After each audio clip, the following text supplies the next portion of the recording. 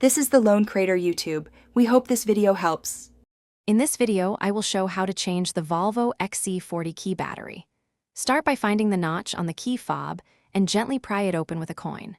Remove the old CR2032 and note the polarity before taking it out. Insert the new CR2032 with the positive side up and press the cover until it clicks shut.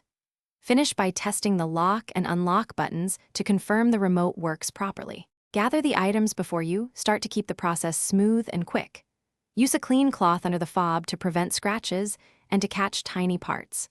A coin or small flathead screwdriver works well to open the case without damaging clips. Keep the replacement CR2032 handy and handle it by the edges to avoid oils. That simple prep cuts time and reduces the chance of glitches while swapping the battery. Work on a flat surface with good light to avoid losing parts during the swap. Open the fob carefully at the notch and lift the cover straight up to reveal the battery. Slide the old CR2032 out while noting which side faces up so you place the new one correctly. Press the new battery into position, align the cover, and snap it closed. Walk around the car and test each remote function to ensure everything responds.